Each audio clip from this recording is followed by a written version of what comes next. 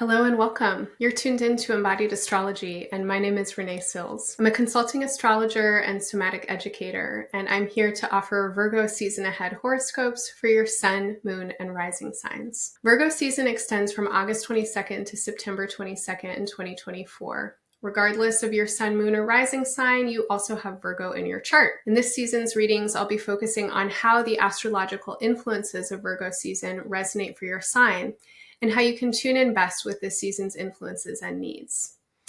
These horoscopes are focused on you, and in order to deliver what I feel are the clearest messages, for the most part, I don't get overly detailed about astrological specifics.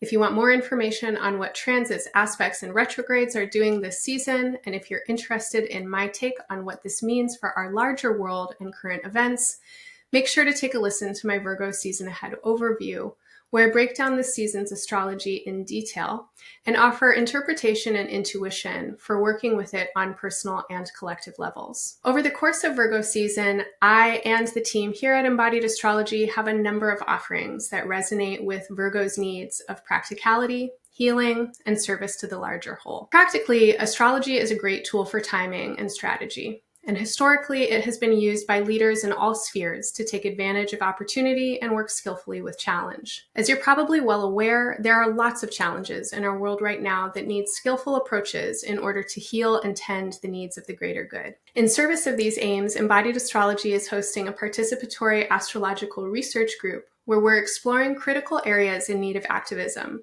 and developing timing strategies for activists and organizers to tune in with the greatest efficacy and change between now and 2050. In Virgo season, our research group will be meeting twice, on September 12th and 14th, and we would love to have you there. On a personal level, bringing our best to the needs of the times is never always easy, and working through challenges is part of what builds our competency, maturity, creativity, and resilience. This year, our team member Sherry Taylor is diving deep into one of the most potent influences when it comes to these themes, and that's the planet Saturn. Over the course of 2024 and 25, as Saturn transits Pisces, Sherry is holding space at Embodied Astrology to help us fortify our discipline and devotion so that we can work in ways that are more authentic and aligned with our life purpose. Sherry's offerings work in cycles that include council sessions, where she invites guests to join her, along with release and rest sessions, where her focus turns inward towards the realms of breathwork and personal practice. In Virgo season, Sherry is working specifically with themes of vocation and purpose, and you can tune in with the recording of her council session with vocational astrologer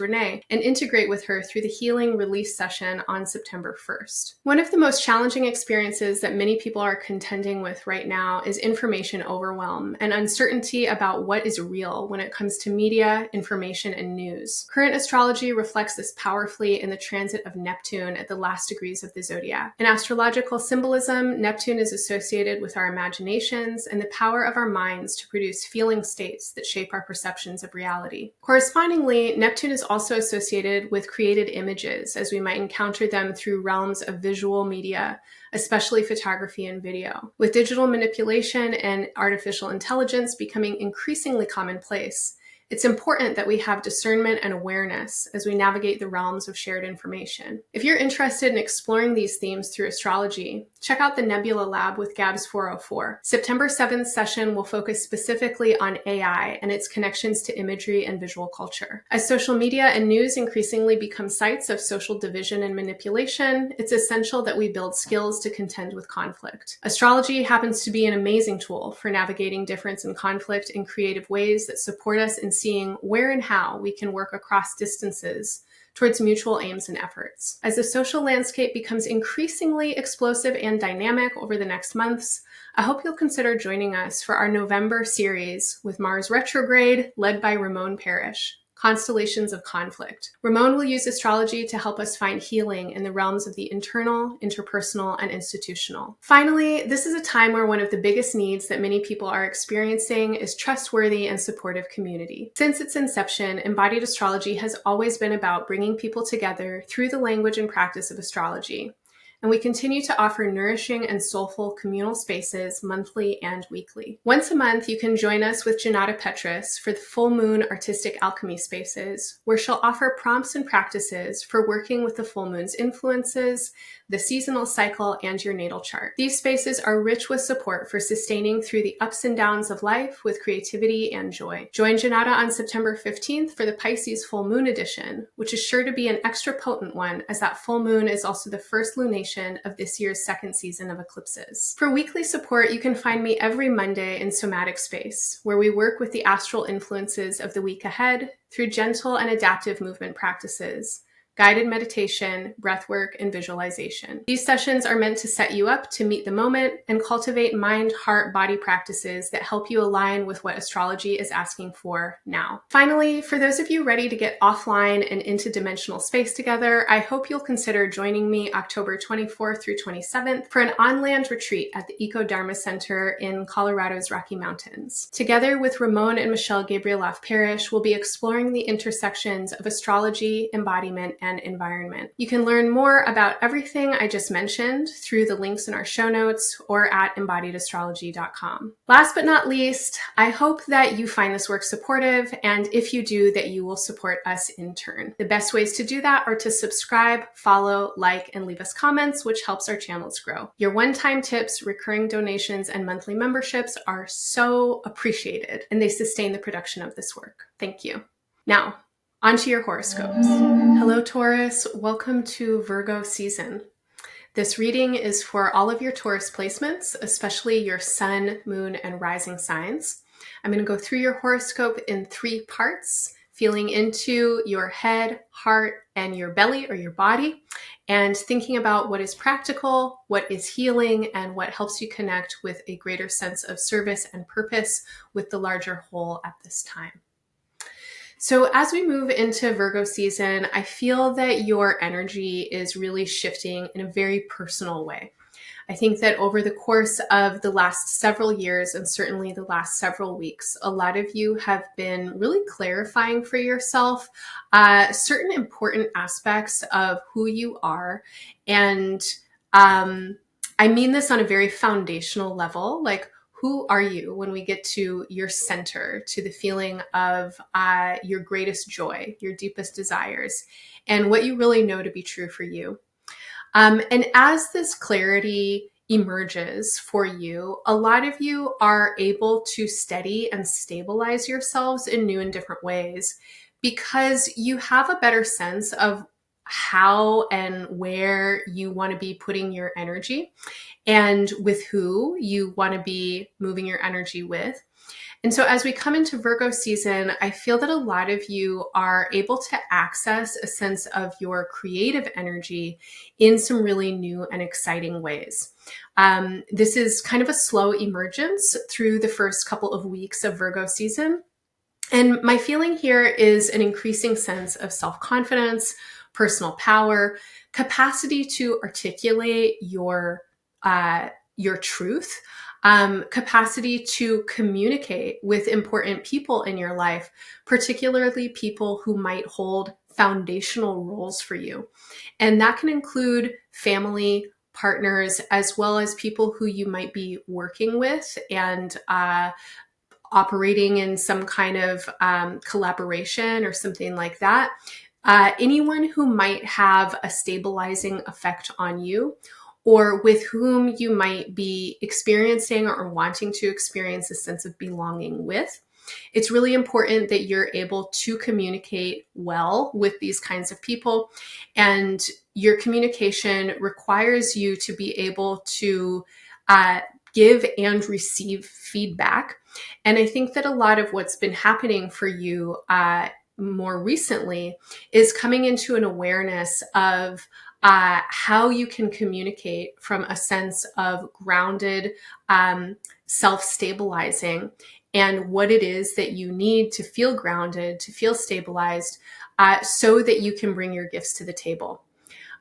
You are increasingly aware that when you are dishonest, and that can include lying or stretching the truth, but I feel like this is more about not saying what might be true for you because you're hesitant to disrupt something, not voicing something because you're worried about like what the ripple out effect will be. I want to say that when you're dishonest, you risk your own stability. And not giving voice to what you know at your core is important to you is directly impacting your capacity to attend to your own needs, to feel solid and stable in your own life, to feel confident about how you're using your time, your energy, your money, etc. And also, of course, to feel vital and received and happy in your relationships. So the good news is I think that a lot of you are really growing a lot in these realms right now. And I feel that you are coming into a much deeper sense of personal clarity. And as we move through Virgo season, the feeling that I have is that this personal clarity is then resulting in an opening up of your creative energy. Now, when I say creative energy, I mean a whole spectrum of possibility. First and foremost, it's your vitality. It's the feeling that you are part of creation. You are a creative being. You are here with one life to live, and you want to live this life. You want to live it in a way that is authentic, that's meaningful, where your relationships are trusting, transparent, and generative. And the more that you are able to communicate your wants and needs and really meet others from a place of like mutual understanding or shared solidarity, the more vital you feel. Secondly, I'll say that creative energy is erotic energy. It is the feeling of potency and power that you have the capacity to create in the world. And our desires to create can come through all kinds of different avenues. It can feel like flirtation. It can feel like romance. It can feel like sex. It can feel like making art. It can feel like dancing. It can feel like getting connected in with what is really compelling and interesting. Basically, the desire to create is invigorating to the body mind. It is exalting to the spirit, and it gives you a sense of happiness, joy, satisfaction, and entertainment a lot of the time. And Taurus, I feel that over the course of Virgo season, you are serving this more and more. You are getting an increasing sense of creativity and clarity around where you want to put your creative energy. And this is definitely the place to focus. And I would say that you can extend your focus into the future. I'm going to give you a timeline of about 2.5 years until early 2027. And think about the ongoing or larger ripple effects of your creative energy. And 2.5 years really isn't very long. And it takes time to do things. So if you can extend forward that far, given all that's unknown in the world right now, which is an abundance, imagine for yourself what you want to be creating. And by early 2027, where do you want to be? What do you want to be experiencing? What you invest in now and how you orient yourself now, and that includes how you're communicating, how you're stabilizing, and how you're using your creative energy, will directly contribute to what you're experiencing in 2.5 years. So this is a motivation for you to be clear about where, how, and with who you want to invest your time, energy, and resources. And it's definitely something that I think could be motivating for a lot of you.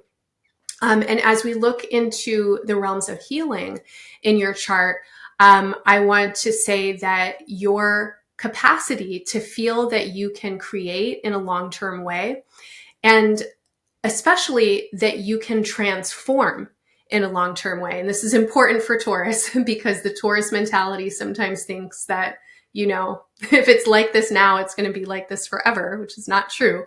So your capacity to create and transform in a long-term way is motivating for you.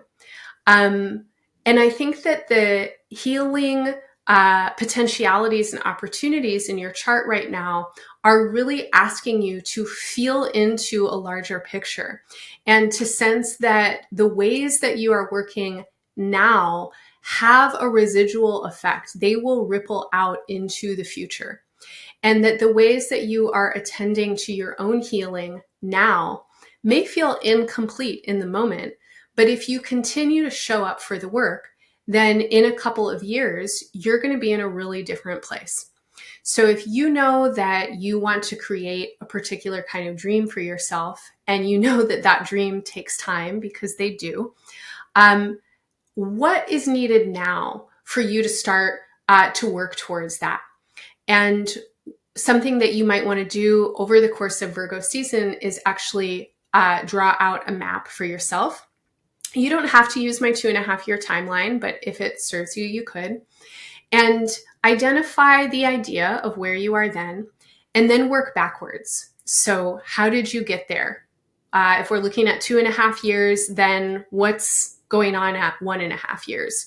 What's going on in 1 year? What's going on in 6 months? What's going on in 2 weeks? And in that way, you can set up a process for yourself that has a kind of intelligence and order to it, which I think is satisfying for you as an earth sign. Especially around the new moon on September 2nd and the full moon on September 17th, you are definitely invited to meditate with and reflect on and do any kinds of activities that would involve you strengthening the idea that the idea and the experience that you are a creative human being and that you have the power to create something. So this could look like you drawing a picture or writing a short story. It doesn't have to be great. It does not have to be a bestseller. Just the feeling that you get to be creative, that you get to play, could be nice for you. If you've done things in the recent past that have been some kind of creation that have grown in a way that you can appreciate, these would be wonderful periods of time to be with whatever those experiences have been. If you are a Taurus, like many Tauruses out there, who loves to garden, or maybe you just have one little plant friend and you can remember when you planted that seed and when you watered it and when you attended it, and now look, it's a full-grown plant, or you got a garden or something like that.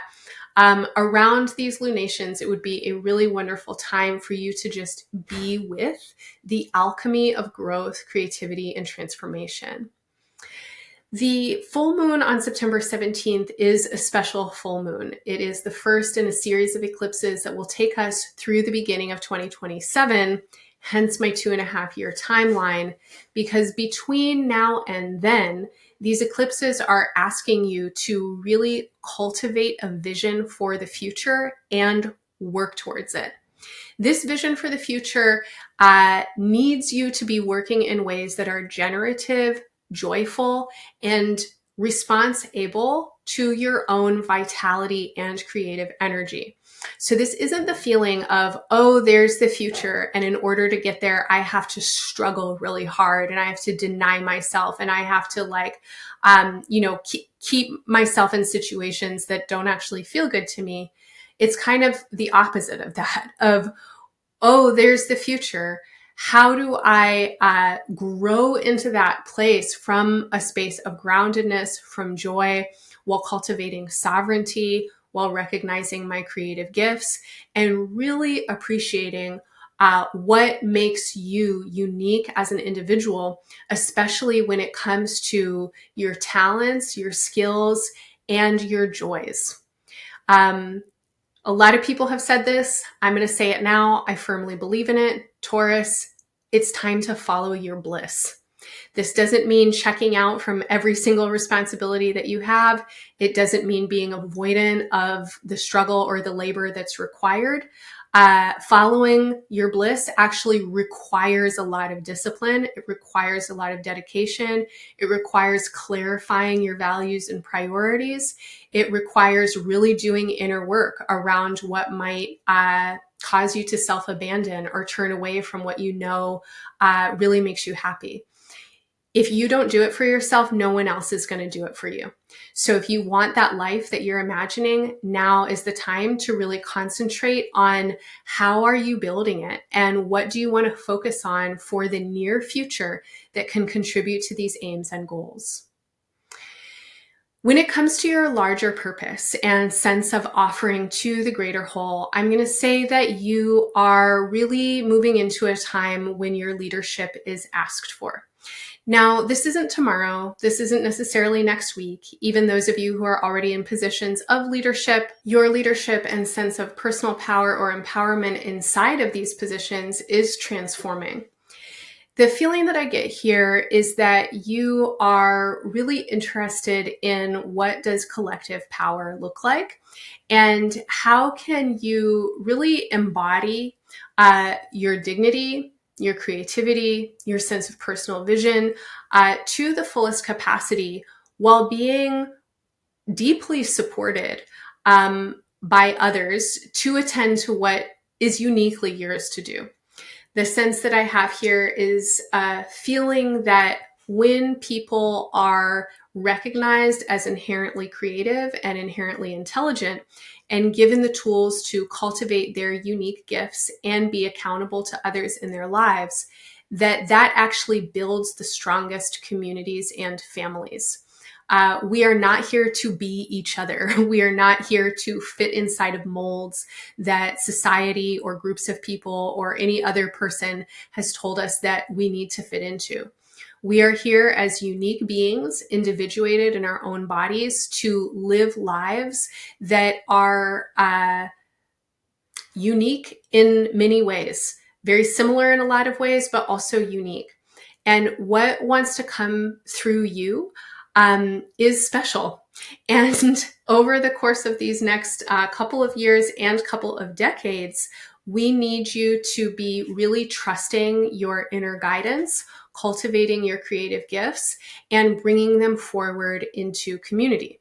So the ways that you can best tune in with your greater sense of purpose and service right now is actually to focus on your powers of creation. Your powers of creation are not separate from the larger environment, and they are not separate from the spirit or the energetic substance that moves through you and that has created your life. Your powers of creation are not superior to anybody else's powers of creation, but they're also not inferior to anybody else's powers of creation. So how you cultivate these powers is through tuning in very deeply with what your body knows is correct for you, where you feel stable. You want to tune in with your sense of stability. Taurus has an interesting relationship to stability, and we all have Taurus in our charts. And one of the ways that Taurus can actually destabilize itself is through not changing and grasping onto predictability or the ceasing of change, the refusal to change, because that feels stable.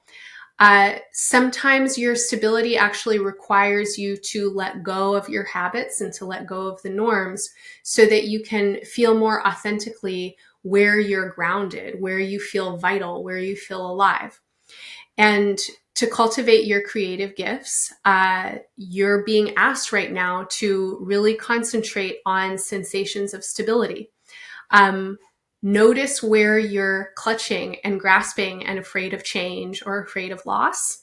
In those places, you might want to just imagine for yourself that space is around them. You might want to go through some kind of imagination game about the inevitability of change, how whatever it is that you might want to grasp at will change eventually. And in that, you might want to engage an imagination game about how you might participate with the change and where liberation is possible. And it could be joyful, it could be generative. In the experiences that you have right now of community, of groups, of friends, and larger social networks, it's really important that you pay attention to these sensations of stability. Are you experiencing the kind of stability that doesn't allow anybody to grow? Are you experiencing the kind of stability that is actually really deep and rooted in radical acceptance and allowance and support for change. They'll have very different sensations in your body. And it is of critical importance at this time that you are cultivating relationships that help you grow and that help you change and that help you feel into your creative powers and capacities, because your creative powers and capacities are what is most in service at this time. You have insight, you have compassion, you have embodied intelligence and awareness, you have a lot of gifts to give. And your leadership wants to be the kind of leadership that inspires and invites others to also feel into their creative capacity, listen to their own truth, and come to the table with their own authenticity and skillful communication. Taurus, I hope any or all of this feels helpful to you. I am wishing you all the best in Virgo season and beyond. Bye for now.